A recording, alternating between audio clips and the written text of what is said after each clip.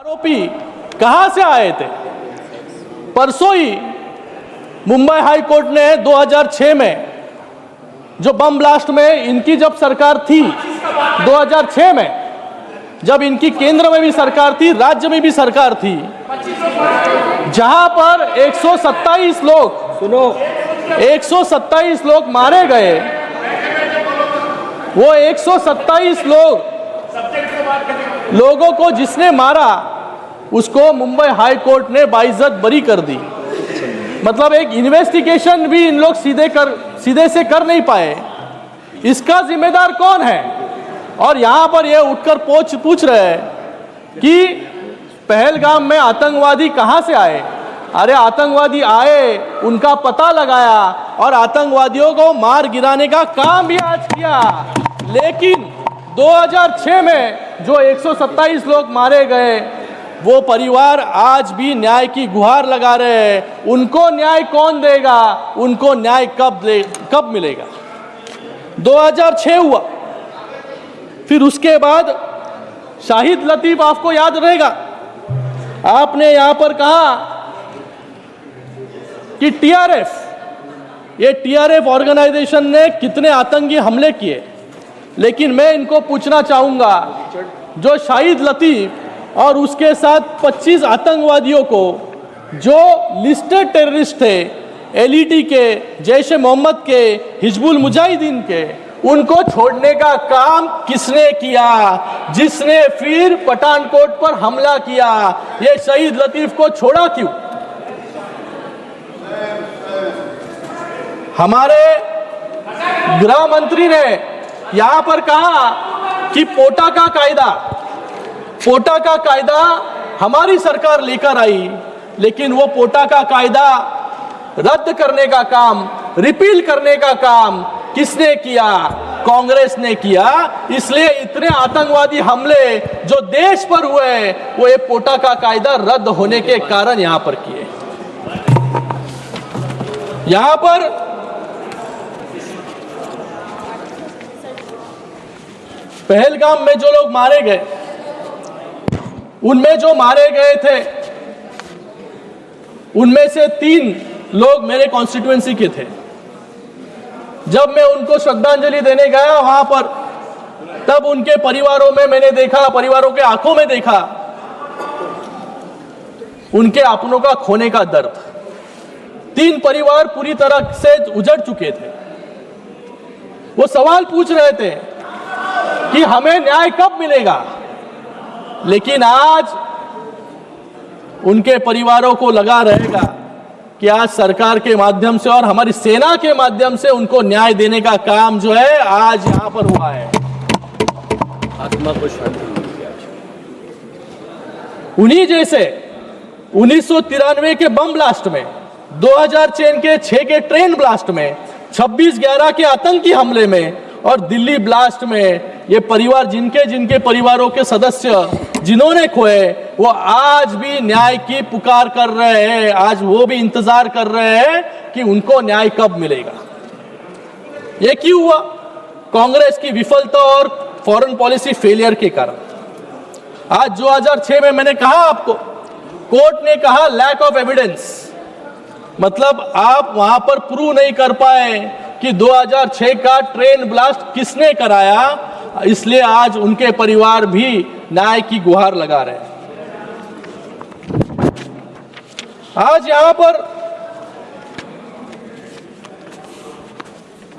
कुछ लोग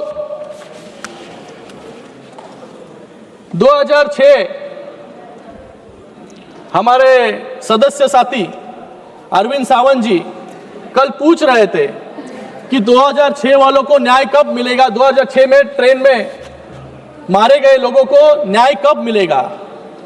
मुझे उनको कहना है कि अगर बगल में पूछ लेते तो उनको पता चल जाता। कल कुछ लोग यहां पर बोल रहे थे कि ऑपरेशन सिंदूर एक तमाशा है। मुझे उन लोगों को यहां पर कहना है कि जब 2008 में मुंबई में बम ब्लास्ट हुआ, तब इनके मुख्यमंत्री एक बॉलीवुड के डायरेक्टर को लेकर जाकर ताज में उनको लेके जाने का काम इनके ही मुख्यमंत्री ने किया फिल्म बनाने के लिए। फिर बाद में इनके ही गृह मंत्री ने कहा कि बड़े बड़े देशों में छोटी छोटी बातें जो है होती रहती है।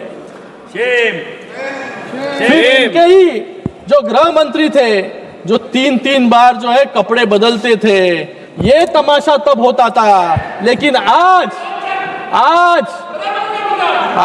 फैसला ऑन द स्पॉट। आपके गृह मंत्री के बारे में बात कर रहा हूं, तब के पुराने गृह मंत्री। और यहां पर मैं कुछ सवाल पूछना चाहूंगा। आतंकवादी इकबाल मूसा जो 93 ब्लास्ट में दोषी पाया गया, ये इकबाल मूसा मुंबई में जब लोकसभा के चुनाव शुरू थे तब यूबीटे के प्रत्याशी के प्रचार के लिए 93 के बम ब्लास्ट का कन्विक्ट यहां पर उनका प्रचार करने आया था। और आज वही पूछ रहे हैं, बताओ उत्तर दो। आज वही पूछ रहे हैं कि ये आतंकवादी जो आए हैं वो कहां से आए। अरे ये इकबाल मूसा कहां से आया? ये इकबाल मूसा किसके प्रचार में आया? ये इकबाल मूसा कौन से पार्टी के प्रचार में आया? ये भी अरविंद सावंत जी को बताना होगा।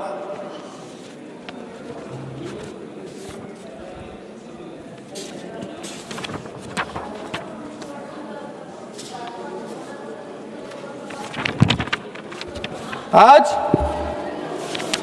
यहां पर कुछ लोग कह रहे हैं कि यूएस के सामने घुटने टेक दिए। मैं इनको याद दिलाना चाहूंगा भोपाल गैस ट्रेजेडी की, जहां पर 3,500 लोगों की मौत हो गई। वो हत्यारा जो एंडरसन था, वो एंडरसन को अमेरिका में भगाने का काम किसने किया? इनकी कांग्रेस की सरकार ने किया। वो भी सरकारी विमान में बिठाकर। बोफर्स घोटाले में जो कोतरोची था उसको देश के बाहर भगाने का काम किसने किया? इनकी सरकार ने, कांग्रेस ने किया। आज इनके अलग अलग नेता यहां पर अलग अलग बातें कह रहे हैं। परसों ही इन्होंने कहा कि होम ग्रोन टेररिज्म पे बात की कि आपके पास क्या सबूत है कि ये जो पहलगाम में टेररिस्ट आए थे वो पाकिस्तान से आए थे। मतलब आज इनका सवाल सीधे सीधे भारतीयों पर है। मतलब भारत में आज आतंकवादी पैदा हो रहे हैं, ऐसा इनका कहने का अर्थ है। इन्होंने ही पहले कहा था सैफरन टेररिज्म, मतलब टेररिस्ट को भी धर्म के भेद पर डिस्टिंग्विश करने का काम भी इनके ही नेता ने किया। और आज उनके ही नेता पाकिस्तान को क्लीन चिट देने का काम भी यहां पर कर रहे हैं। और इनके और एक नेता मणिशंकर जी, उन्होंने तो याकूब मेमन जो 1993 के बम ब्लास्ट धमाके में सैकड़ों लोगों की जिसने जान ली, उसके मर्सी पिटीशन पर भी साइन करने का काम इनके नेता ने किया, जिसका नाम है मणिशंकर अय्यर। उन्होंने क्या कहा? हमें पाकिस्तान का सम्मान करना चाहिए क्योंकि वो न्यूक्लियर पावर है। फिर उसके बाद यासीन मलिक जिसने आतंकवाद कश्मीर में फैलाने का काम किया, उसको गेस्ट ऑफ ऑनर बनाकर प्रधानमंत्री के बाजू में बगल में बिठाने का काम भी इनके ही सरकार ने किया। शाहिद लतीफ के बारे में मैंने कहा यहाँ पर कि 25 आतंकवादियों के साथ शाहिद लतीफ को जब छोड़ा गया, वही शाहिद लतीफ फिर से आकर पठानकोट पर हमला करने का काम भी शाहिद लतीफ ने किया। ये तो ड्रेडेड टेररिस्ट थे, कोई लश्कर तोयबा का था, कोई मुजाहिदीन का था, कोई जैश ए मोहम्मद का था। आप जानते हुए भी आपको दोस्ती पाकिस्तान के साथ बढ़ानी थी, इसलिए इतने सब टेररिस्ट को खुलेआम छोड़ने का काम आपने किया। अगर आप नहीं छोड़ते तो ये हमले जो है ये नहीं होते। जब भी आपको लगे कांग्रेस ने तब दोस्ती के नाम पर चीन को अक्साई चीन भेंट कर दिया। दोस्ती के नाम पर कोको द्वीप समूह म्यांमार को दे दिया। दोस्ती के नाम पर जब 1948 में जब हमारी सेना ने पूरे पाकिस्तानी कबालियों को, ट्राइबल आर्मी को खदेड़ दिया था, तब भी जाके आपने युद्ध विराम लगाने का काम किया। जो बायलैटरल इशू था उसको इंटरनेशनल बनाने का काम आपने ही किया। और आज आप ही पूछ रहे हो कि पीओके कब लोगे? अरे पीओके देने का काम तो आपने किया, ये पाप आपने किया। लेकिन आपको बता दूं, जिस तरीके से 370 हटाने का काम किया, राम मंदिर बनाने का काम किया, वक्फ का निर्णय लेने का काम किया, पीओके भी जरूर जो है हिंदुस्तान का हिस्सा बनाने का काम भी हमारी ही सरकार में होगा। आज जो अफजल गुरु, जिस अफजल गुरु ने इस लोकतंत्र के मंदिर पर हमला किया, उसके लिए भी इनके तब के गृह मंत्री को बहुत ज्यादा सहानुभूति थी। उन्होंने कहा था कि there were grave doubts about his involvement, he could have been imprisoned for life without parole. मतलब जिसने इस लोकतंत्र के मंदिर पर हमला किया, उसकी सजा कम करने की मांग भी इनके ही सरकार ने और इनके ही नेता ने किया। ये सब ये भूल गए। लेकिन जब प्रणब मुखर्जी राष्ट्रपति बने, तब बाला साहब ठाकरे ने उनको कहा कि पहला काम आप कीजिए, ये जो अफजल गुरु है उसको फांसी की सजा देने का काम राष्ट्रपति जी को कहा बाला साहब ठाकरे जी। लेकिन इन्होंने हर एक आतंकवादी को बरी करने का काम, हिंदुस्तान से बाहर भेजने का काम इन्होंने किया। मैं यहां पर एक डेलीगेशन का भाग भी था, एक डेलीगेशन को मैंने लीड भी किया।